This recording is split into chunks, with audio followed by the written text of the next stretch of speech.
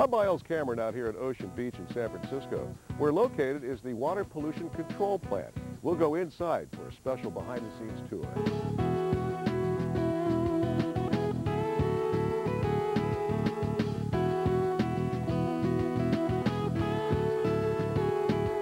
Good evening and welcome to North Bay Report. I'm Curtis Kim. Tucked away in the remote southwest corner of San Francisco, hidden by some wild and windswept sand dunes, is a facility that some say looks like the set of a James Bond movie. Myles Cameron explores the wild and mysterious operation of the Oceanside Wastewater Treatment Plant. San Francisco Public Utilities Commission, which is in charge of providing fresh drinking water and wastewater service, or sewage treatment as we commonly know it, to the city and surrounding counties. It's a daunting task. San Francisco has 3 wastewater facilities. 2 of them operate full-time, 24 hours a day, 365 days a year. We are at the Oceanside plant today, and that handles the wastewater from the western half of the city, approximately. The eastern half of the city is handled by the Southeast wastewater treatment plant, which is in the Bayview Hunters Point neighborhood. And then we have a third treatment facility that we use when it rains hard. It's called the North Point facility. It's up near Pier 33 and 35, near the Embarcadero. Now when the rains come, these plants ramp up. So on a day like today, the Oceanside plant's treating 17 million gallons or so. On a rainy day, it can treat as much as 65 million gallons. The Southeast plant, on a dry day, is treating about 65 million gallons. On a rainy day, it can treat 250 million gallons. And then what we do is we bring the North Point plant online when it's raining, which can add another 150. So around the city on a rainy day, we're treating about 465 million gallons through the treatment plants, which is an incredible amount of water.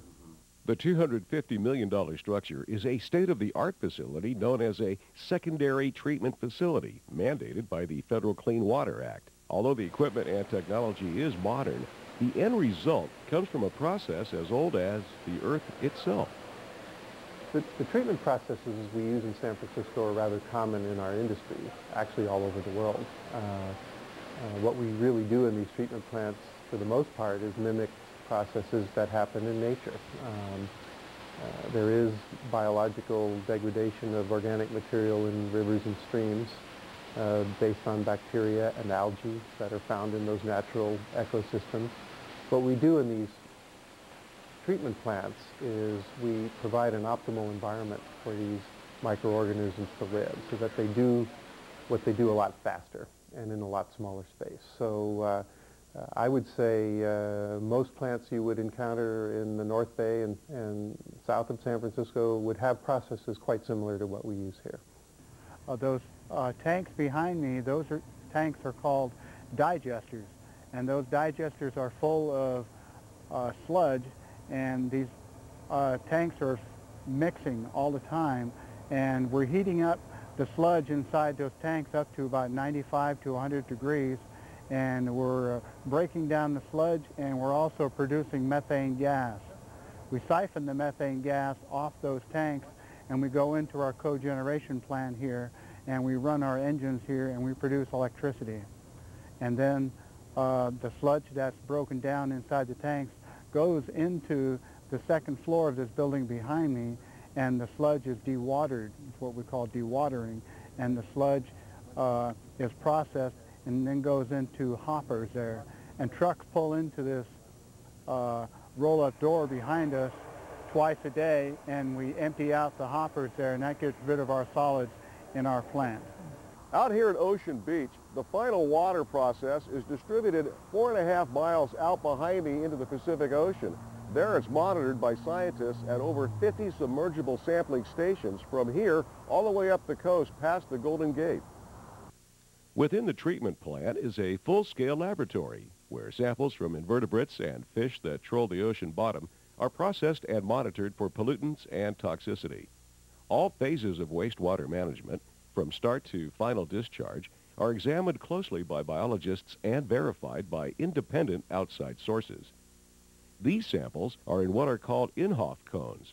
They represent the effluents in 3 different stages: raw, primary, and final product. An amazing fact about the Oceanside Water Treatment Facility is that only 25% of it is above ground. 3/4 of the operation, a remarkable 30 acres, is underground. Most of it 6 feet below the adjacent San Francisco Zoo. This is the main control room for the Oceanside treatment plant. So we monitor all the flows that are coming in to control the flow rate, how fast things are going through the different processes, and everything can be controlled from this main center right here. Each one of those monitors are specific numbers of flow rates. We have security cameras located throughout the plant to make sure that no one can get into the plant that shouldn't be at the plant, and also just to make sure that everything's going okay and running smoothly. With the advent of new technology, things become computerized, so the need for staff going out there and physically doing manual labor isn't quite as necessary as it was way in the past. One might wonder, considering all of the impressive day in and day out accomplishments of the plant, how it might be recognized by others in the field. This Oceanside Treatment Plant won the 2004 National Environmental Protection Agency's Plant of the Year. We beat out every other major city in the entire nation, so it's a very prestigious award. We beat out newer plants, older plants, you name it, located in Los Angeles, New York. I mean, every city you can think of tried to get this award, and we were fortunate enough to get it. All the workers are deeply I can't imagine how enthusiastic they were when they won the award in the first place, and they still maintain that enthusiasm today. Was there a celebration by any chance? We had a little barbecue to celebrate and thank all the workers for their hard work, because they're the ones who make it possible. At Ocean Beach in San Francisco, I'm Myles Cameron for North Bay Report.